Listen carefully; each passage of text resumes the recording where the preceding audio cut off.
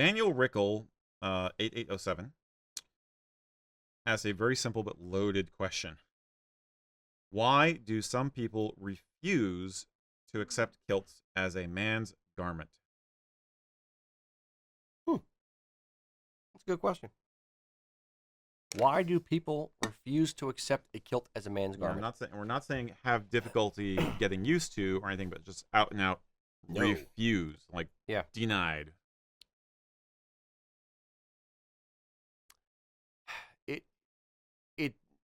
I would say our audience is mostly, diaspora, so he's either in Australia, U.S., Canada, something like that.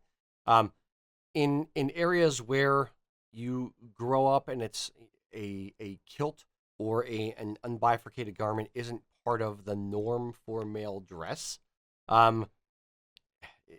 you're stuck with that preconceived notion. So if you grew up in Scotland, people would be like, just understand, it's a kilt, it's for men, period, it's not a problem. But growing up in the U.S., it's not the norm. People have a need psychologically for things to make sense, for there to be order. And what people end up doing is they have little boxes for everything. Some people's boxes are bigger, some people's boxes are smaller, but everything must fit into a box. And that box sometimes can overflow, sometimes it can't, depending on the person. So if I am a narrow-minded person, my understanding of what a man is allowed to wear fits into a smaller box versus somebody who is more open-minded, free-spirited, whatever you want to call it, and will allow for different modes of dress.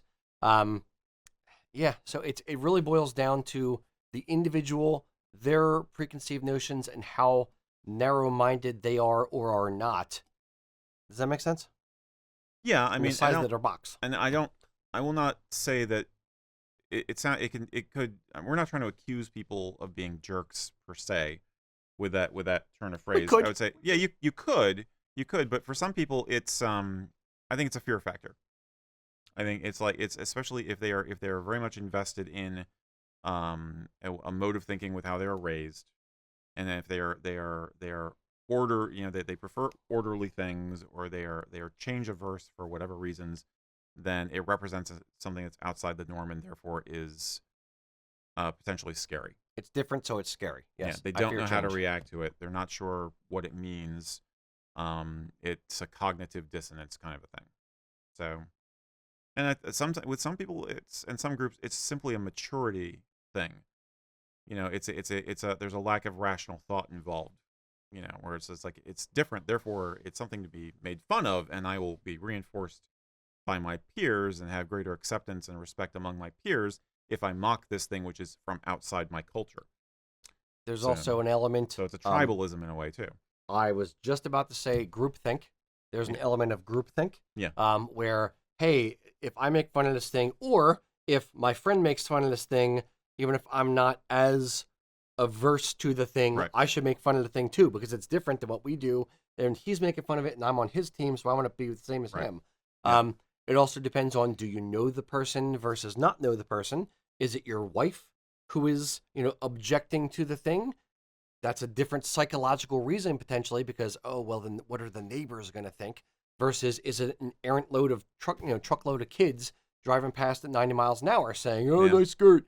So it's different people and different opinions, different situations. So it's a much, much broader question than he may actually have even realized. Yeah, but it's all on the same spectrum of suck. There's a continuity of stupid, if there's one thing this world is not lacking for, it's stupid. Yep. But yeah, I mean, you have something the way it is, man. You have something you want to add, Mr. Ian? It's like conformity is a powerful drug, and it affects some people more than others. Some people really see the need to conform. We're all the same. We do the same. We wear the same. We have our hairstyles the same. And you're weird if you don't do the thing that we all do. So, but that can manifest in large ways or small ways. I know sometimes we'll have somebody in the store, and this isn't common at all. People are usually coming at it from a different angle, but with some regularity, I'll get the question, oh, they're in for a kilt. So they're not the person that's like, oh, kilts are not for men. Mm-hmm. But they'll be like, well, what's the most popular tartan? I'll get that one. Yeah. Well, that's Okay, I see what you mean. that's a weird way to think of it. It's not hateful or that kind of not putting things in But a it's box, feel- but it is a but conformity. they want kind the of a safety. thing. Yeah, Or- the safety. Yeah. Or the other one that we often get in the store is, would you like modern or weathered or muted or ancient? Oh, what's the darkest one? I'll take the darkest color tartan so I can blend in. Like, Yeah. Or people say, "What's the most traditional one?" To Yeah. to that question Yeah. too. Yeah, Yes.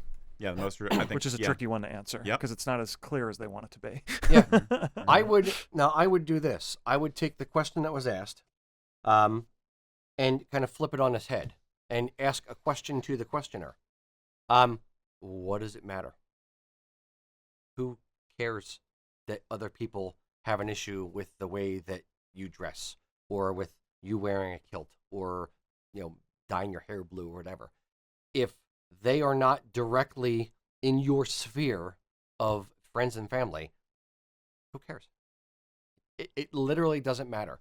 The sooner, and I literally tell this to my 8-year-old, 9-year-old, the sooner you can get it through your brain, and it's difficult to explain to a 9-year-old, the sooner you can get it through your brain that other people's opinions of you do not matter nearly as much as your own opinion of yourself and what you want to do with your life, the sooner you will be happy. It's when you are so concerned what this person's going to say about you, or what that kid's going to say about you, or whatever. It's you're caught up in that vicious cycle. But the sooner you say, you know what, F it all, I'm going to do me, I'm going to do what I want to do, the happier you will be, just as a general statement. So ultimately, I appreciate the question. I understand the question. It's a question we get asked on a quasi-regular basis, but flipping it back, it honestly doesn't matter. Just do it. Counterpoint. A little bit. Just a little bit. A little bit. I don't know. I'm not so sure if it's a confidence issue with the person who asked the question. So much of it is it's just pondering. Pondering and expressing frustration. Mm-hmm. That I got. Yeah. Speaking as someone who has spent most of their life on the fringes in many cultural aspects and has not been on the in crowd, it can suck. Humans are wired to be social creatures. So if the social milieu that you're in growing up, like freaking high school, stuff like that, you don't feel or don't want to be a part of, it still stings. You can be a really strong individualist, but it can still be freaking hard. So I think it is a frustration. It can be a source of frustration. It can be a source of pain. It is the storm you got to weather. I know. You know? And So, I struggle with it. you're absolutely right. I am not contradicting anything you're saying. I It's know, just I know. And I struggle with saying things like that. In all honesty, like fully transparent. I struggle with saying with things like that because I know like how I felt in high school. I wasn't wearing kilts and stuff like that, but I didn't have a huge friend group. I wasn't the cool kid. Shocker. But I think it's pretty cool. yeah, but it's one of those where I struggle with it too, but I wish I could go back in time and just like shove it into my brain of, dude, that dude doesn't matter. Football jock dude doesn't matter. That chick who said that thing doesn't matter. It doesn't matter. It doesn't. Don't care. Stop caring now. Right. Don't do it. You can't do that to people. So these types of things, again, I struggle with because on the other side of the mountain, now that you have the lens of experience, now that you have the lens of age, now that you're over the other side and you've reached the old and curmudgeonly point in your life that you don't care nearly as much as you did, you have a different perspective and it's tough to get through. And I want to will it upon younger people to understand it, even though I know that they have to go through it. And it sucks. And I don't want them to have to go through it. I want to shortcut it for them. I want to say, but trust me, it's good over here. Don't worry about it. It's going to get better. And I can't always do that. And it's a frustration I personally have. But I'll just keep saying dumb stuff like I say now, and hopefully it'll eventually sink in. It is not. Nothing you're saying is dumb. I think there are Everything a lot I say is dumb. Well, okay, certainly. isn't everything we ever say dumb in the grand scheme of things? Yeah, no, it's just like it's yeah. I feel for all the kids out there every day. Yeah. At the same time, I see a lot more open-minded and accepting young people these days. And I think that there is there's a reason why kilts are more popular now. It's because more people have decided they don't give a damn about getting flack for it, and they want the cultural expression, and they want the enjoyment, and they want that sense of individualism, and they've decided to take that heroic step to actually go out and do something that's nonconformist. So we have more heroic people among us than we may realize. So you can do it. Yes. It's an after-school special. And I'll tie it back into the continue tartan. Yes. The Continue Tartan is a tartan created For by a friend of suicide ours awareness. for suicide awareness. Correct. So I'll tie it all together, whether it's just depression or whether it's contemplating suicide, no matter what it is. Ultimately, you have to shift your brain. It's not an easy thing. I'm not saying everyone can do it, but you have to start focusing on the positives and the people who care about you and the things that are going right, not just the things that are going wrong. It's not focusing on, oh, the world would be better without me. It's not, oh, that person doesn't like me or that person said negative things about me. And if they're in your life and they're bullies in school or whatever, it's going to be a constant battle, yes. But you focus on the people who do care about you. Focus on the things you do have. Focus on the things you can be grateful for, and cut out as much as is humanly possible the negative things, and just focus on the positive stuff and move that direction. Move towards the things that make you happy. Move towards the things that are positive, and cut out as many of the negative things as you can, and it will get better. I promise. Yeah. And find your tribe. I mean, getting flack for wearing a kilt is small potatoes compared to getting flack for the color of your skin or other things about you that you can't change. Physical or don't deformities change. or abnormalities, whatever. Or, yeah. So it's find your peer group, find your tribe, find people who will back you up and get you. That makes a huge difference, too. So, yeah. Yeah. Agreed. Never give up. Never surrender. I'll add a little something here too, just from observing the group that we have, Kilts Culture. I think sometimes folks within our community perceive greater negativity and worse words like prejudice and bigotry in situations where not that much was actually intended. And be mindful of the difference between actual prejudice and bigotry. Like sometimes people say, oh, some guy told me nice skirt today. I can't believe such bigotry. And the reality is I think that guy, he might have just been joshing around. Like sometimes you see that person, and if you have something snappy and witty to say something back, they just, oh, he was cool. That was funny. That was a good interaction. They walk away from it with a positive interaction to a guy in a skirt.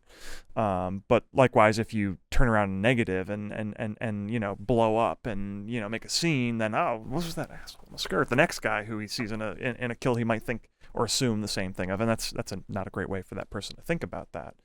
But be mindful where there's actual, and bigotry versus perceived. I'm gonna paraphrase myself. There's a quote that I've quoted about quoting, about anger is a gift you don't have to receive. Right. I will expand it or paraphrase it a little bit and say negativity is a gift you don't have to receive.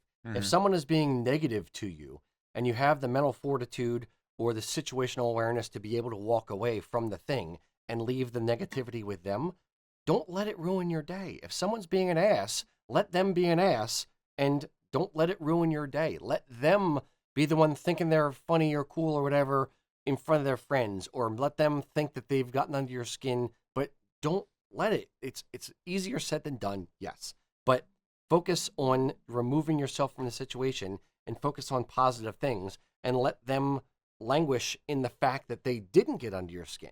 And that will annoy them more than having gotten under your skin. They want a reaction. Don't give them the reaction. Walk away and be the bigger person. And then you're training them that, oh, I'm not going to get a reaction, so I guess I'll just stop doing the thing. I guess I'll stop poking that particular button. Maybe. It might yeah, work. don't feed I'm not the saying troll. It's bad. Yeah, don't feed the trolls. That's another good way to say it. Yeah. Absolutely. I'll say I've been a daily kilt wearer for long enough that I can see the look on somebody's face when they're kind of screwing themselves up for one of these smart-ass type comments that aren't bigotry, but they are negative.